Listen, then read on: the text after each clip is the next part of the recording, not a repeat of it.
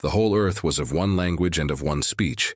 As they traveled east, they found a plain in the land of Shinar, and they lived there. They said to one another, "Come, let's make bricks and burn them thoroughly." They had brick for stone, and they used tar for mortar. They said, "Come, let's build ourselves a city and a tower whose top reaches to the sky, and let's make a name for ourselves, lest we be scattered abroad on the surface of the whole earth." The Lord came down to see the city and the tower, which the children of men built.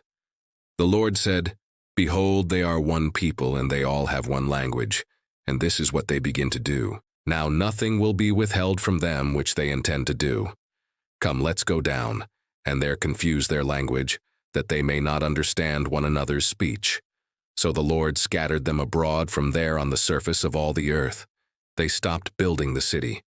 Therefore its name was called Babel, because there the Lord confused the language of all the earth. From there, the Lord scattered them abroad on the surface of all the earth. This is the history of the generations of Shem. Shem was 100 years old when he became the father of Arpachshad 2 years after the flood.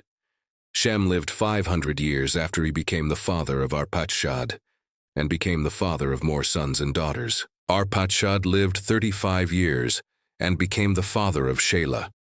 Arpachshad lived 403 years after he became the father of Shelah, and became the father of more sons and daughters. Shelah lived 30 years, and became the father of Eber.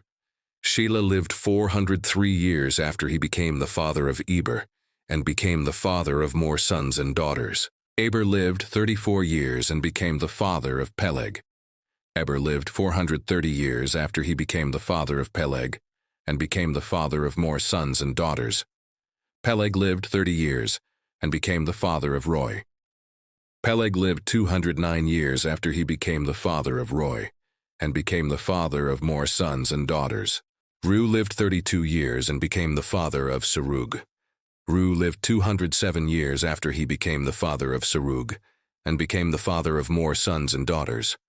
Serug lived 30 years, and became the father of Nahor. Serug lived 200 years after he became the father of Nahor, and became the father of more sons and daughters. Nahor lived 29 years, and became the father of Terah. Nahor lived 119 years after he became the father of Terah, and became the father of more sons and daughters. Terah lived 70 years, and became the father of Abram, Nahor, and Haran. Now this is the history of the generations of Terah. Terah became the father of Abram, Nahor, and Haran. Haran became the father of Lot. Haran died in the land of his birth, in Ur of the Chaldees, while his father Terah was still alive.